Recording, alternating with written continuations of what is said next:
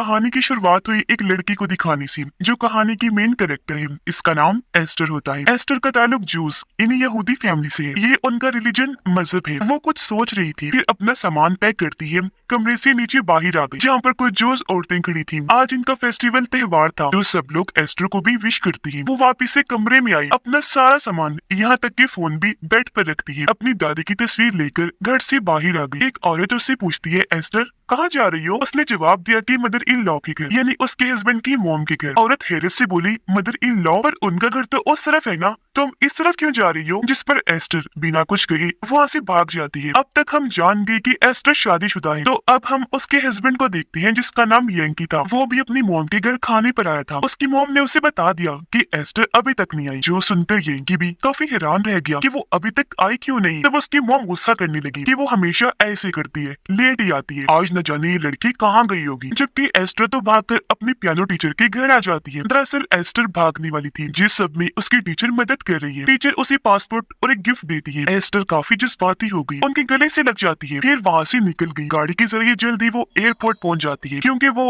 Berlin जा रही थी। अब उसने घर क्यों छोड़ा, इसका जवाब हमें आगे पता चलेगा। यंकी एस्टर को ढूंढता हुआ घर आया। उसे पता चला कि वो तो घर छोड़कर जा चुकी है। अगली सुबह अपनी मॉम को भी उसने ये बात बता दी कि वो जा चुकी है। यंकी की मॉम को काफी गुस्सा आया, बोलती है ना जाने कहाँ चली गई होगी। यंकी कहता है, मॉम मुझे लगता है वो मेरे साथ खुश नहीं, जब भी वो छोड़कर चली गई है। मॉम कहती है, पर हमने आज तक उसे कुछ भी नहीं कहा, उसे ऐसा करना नहीं चाहिए था। एस्टर बर्लिन पहुंच गई। एक घर पे आकर दरवाजे की बेल बजाती है, लेकिन जब कोई दरवाजा नहीं खोलता तो वो सीढ़ियों पर बैठ जाती है और अपनी पास्ट माजी को याद करने लग गई कि उसके डैड हमेशा फेस्टिवल के दिन शराब पीती थी, जो चीज किसी को भी पसंद नहीं थी, पर उन्हें इस बात से कोई परवाह नहीं थी। अब कहानी में पास्ट और प्रेजेंट मौजूदा वक्त बार बार दिखाए गए हैं, तो हम कभी पास्ट में जाएंगे तो कभी प्रेजेंट में वापस आ जाएंगे। फिर अब कहानी प्रेजेंट टाइम में वापस आ गई। एस्टर अपने टीचर का दिया हुआ गिफ्ट खोलती है, जो दरअसल एक कंपास था, यानी जो रास्ता वगैरह बताने में मदद करता है, जिसे देखकर वो बहुत खुश हो गई। फिर वो सामने अपनी मॉम को देखती है, क्योंकि बर्लिन वो अपनी मॉम के पास ही आई थी, पर जब वो उनको एक औरत के साथ देखती है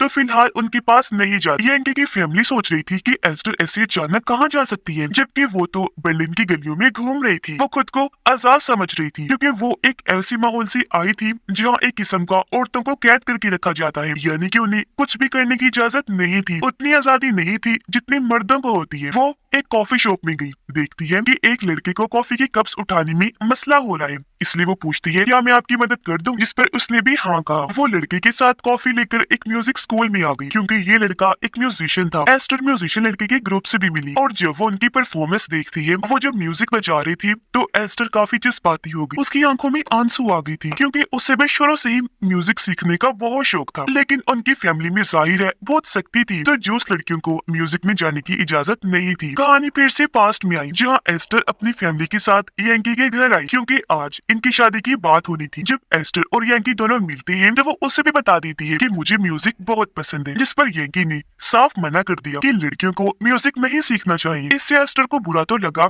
पर क्योंकि यंकी दिल का काफी अच्छा था तो वो उसे पसंद आया। वो शादी के लिए मान जाती है। प्रेजेंट में एस्टर अभी भी म्यूजिशियन के साथ थी। ये लोग बीच पर जा रही थी समंदर किनारे एंजॉय करने, तो एस्टर को भी ये अपने साथ ले चलती है, जो जल्द ही सबके साथ घुल मिल जाती है। बीच पर वो देखती है कि सब लोग काफी एंजॉय कर रहे हैं, इसलिए वो भी आजादी के साथ पानी में गई। उसे बहुत अच्छा लग रहा था, क्योंकि वो पहली बार खुलकर अपनी मर्जी से जी रही। वो अपनी विग भी उतार देती है, क्योंकि उसके बाल छोटे छोटे से थे। दरअसल जूस लोग शादी के बाद लड़कियों के बाल काट देती है। एस्टर के भी बाल काट दिए गए थे, और जब तक बाल नहीं उग जाते उन्हें विग ही पहन के रखनी पड़ती थी। एस्टर कहती है कि मैं जैसी हूँ वैसी रहूंगी, किसी के भी लिए खुद को अब से नहीं बदलू। यंकी जब घर पर था तो उसे एस्टर के पियानो टीचर का एड्रेस मिलता है। यंकी और उसका भाई जो वहाँ पर गए तो वो भी कह देती है कि एस्टर तो यहाँ पर आई ही नहीं। वो फिर एस्टर का फोन चेक करती है, जिसमें एक वॉइस मैसेज था जो एस्टर ने अपनी मॉम को भेजा था। उसे यंकी को पता चलता है कि एस्टर माँ बनने वाली है। उसे काफी हैरत भी हुई और खुशी भी। ये बात उसने अपनी फैमिली को भी बता। उसके बड़े यंकी को कहती है कि वो बच्चा इस घर का वारिस है, तो तुम्हें एस्टर को कैसे भी करके वापस लाना होगा। इसीलिए वो अपने भाई के साथ बर्लिन जाने की तैयारी करने लगता है। उधर एस्टर का फिलहाल कोई ठिकाना नहीं था, तो जाहिर है सोने के लिए भी उसके पास जगह नहीं थी। इसीलिए वो चुपचाप म्यूजिक स्कूल में घुस आई, चुपके से एक कमरे में जाकर जमीन पर ही सो जाती है। पास में वो वक्त दिखाया गया जब एस्टर की शादी होने वाली थी। एस्टर की मोम उससे मिलने आई, लेकिन वो अपनी मोम से काफी नाराज थी क्योंकि वो बचपन में ही उनकी फैमिली को छोड़ के चली गई थी। एस्टर को उसकी दादी अलग कमरे में ले गई, समझाती है कि तुम्हारी नई जिंदगी शुरू होने वाली है। फिर उन्होंने एक औरत को भी बुलाया ताकि वो एस्टर को समझा सके। औरत उसे सारी बात समझाती है कि शादी के बाद तुम कैसे एक अच्छी वाइफ बन सकती हो, साथ ही तुम्हें अपने जूस वाले सही रस्मो रिवाज को भी पता होना चाहिए क्योंकि जूस लोगों के कल्चर रस्मो रिवाज काफी ऑर्थोडॉक्स है, अलग ही किस्म के अजीब है जो खास औरतों के लिए ही बनाई गई है, जिन पर हर हाल में इन लोगों को चलना होता है। प्रेजेंट में एस्टर सो कर उठी। म्यूजिक स्कूल से जब वो जाने लगी तो उसे बच्चों की आवाजें आने लगती है, जिसके साथ ही वहाँ एक औरत एस्टर को देख लेती है। उसे काफी हैरत हुई कि ये यहाँ पर क्या कर रही है। उसने फौरन इस बारे में जाकर स्कूल के प्रिंसिपल को बता दिया। वो जब यहाँ आई तो एस्टर कहती है कि माफ करना, गलती हो गई मुझसे, जो मैं यहाँ सो गई, आइंदा ऐसा नहीं होगा, जो कहकर वो यहाँ से जाने लगी। लेकिन प्रिंसिपल एस्टर को अपने साथ एक होटल में लेकर गई। वो समझ गई थी कि एस्टर के साथ जरूर कुछ बहुत बुरा हुआ है, इसीलिए वो उसे कहती है कि अगर तुम्हें म्यूजिक का शौक है या तुम अपनी जिंदगी में कुछ करना चाहती हो तो स्कूल की स्कॉलरशिप हासिल करने का तुम्हारे पास एक मौका आ रहा है। हमारे स्कूल में बेसहारा लोगों के लिए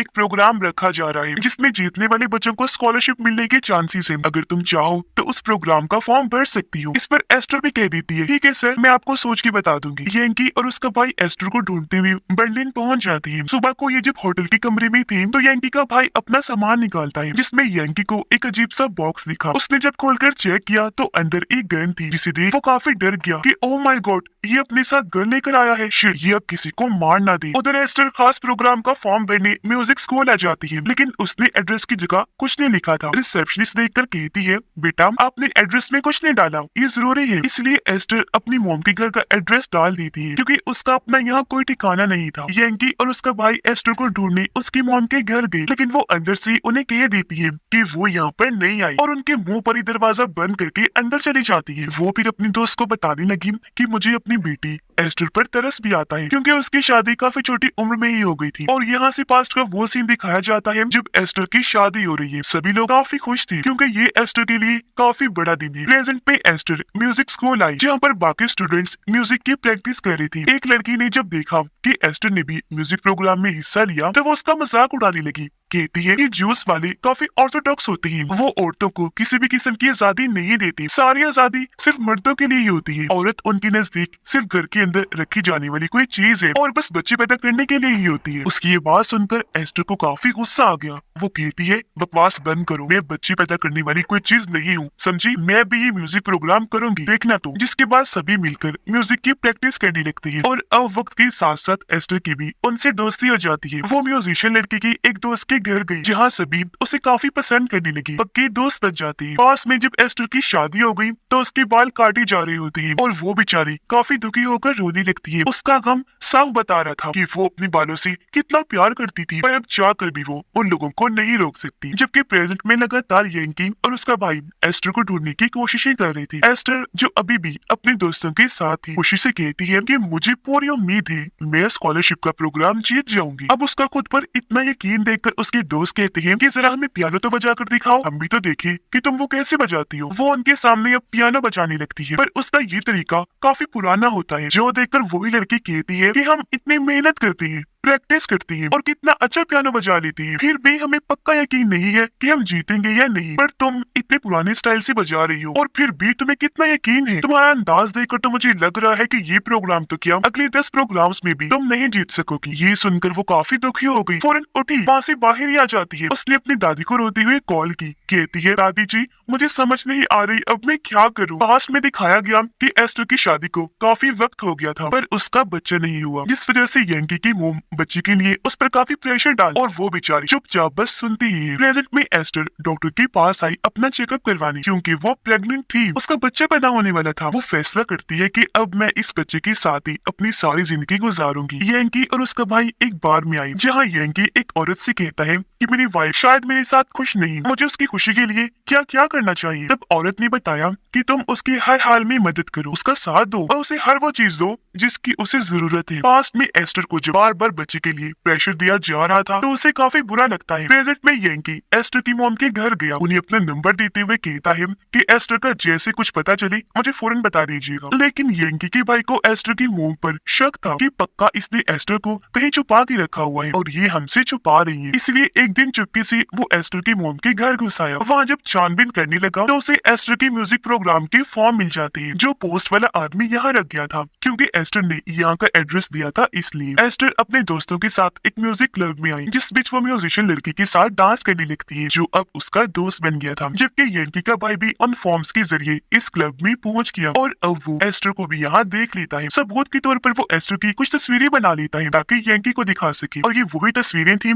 जिनमें एस्टर अपने दोस्त के काफी करीब खड़ी थी। पास्ट में वो दिन दिखाया गया जब एस्टर खाने पर यंकी की मॉम के घर आई थी। यह सारी औरतें बच्चा ना होने पर उसे बातें सुनाने लगती हैं, जिस पर गुस्सा होकर वो वहाँ से अपने घर आ जाती है। बाथरूम में जाकर जब उसने टेस्ट किया तो पता चला कि वो प्रेग्नेंट है, जिस खबर से वो बहुत खुश हो जाती है। वो सोचती है कि यंकी जब घर आएगा तो सबसे पहले ये खबर मैं उसे सुनाऊंगी, वो भी कितना खुश होगा। इसी खुशी के साथ वो अपने हस्बैंड के आने का इंतजार करने लगी, जिसके कुछ ही देर बाद यंकी घर आ गया। वो बच्चे वाली खबर उसे बताने ही वाली थी कि तभी यंकी उससे पूछ लेता है कि तुम मॉम के घर से यहाँ क्यों चली आई। वो एस्टर पर भड़क उठा कि एक तो हमारा बच्चा नहीं हो रहा, दूसरा तुम खाने के टेबल से उठाई, जानती हो कितनी बेइज्जती हुई है मेरी। सुन लो कान खोल के मेरी बात, अगर ऐसे सब चलता रहा तो मैं तुम्हें डिवोर्स दे दूंगा। ये लड़ाई तो काफी ज्यादा ही बढ़ गई थी। यंकी के मुंह से डिवोर्स वाली बात सुनकर एस्टर का दिल पूरी तरह टूट जाता है। उसने कभी भी नहीं सोचा था कि यंकी मुझसे ऐसी बातें करेगा। वो बहुत दुखी हो गई क्योंकि ये सब कुछ वो यंकी के लिए ही तो कर रही थी। तो उसके ऐसे बर्ताव से एस्टर भी भड़क गई। उसने दिल में ठान लिया कि अब मुझे किसी के लिए कुछ नहीं करना, मैं अपने लिए जीऊं एक आजाद जिंदगी। मैं भाग जाऊं क्योंकि भागना ही ठीक रहेगा। वैसे भी यहाँ तो किसी को मेरा ख्याल ही नहीं। प्रेजेंट में यंकी का भाई वापिस आकर उसे एस्टर की क्लब वाली तस्वीरें दिखाता है, और जब यंकी देखता है कि वो किसी दूसरे लड़के के साथ है वो काफी दुखी हो जाता है। वो भागकर एस्टर की मॉम के घर गया,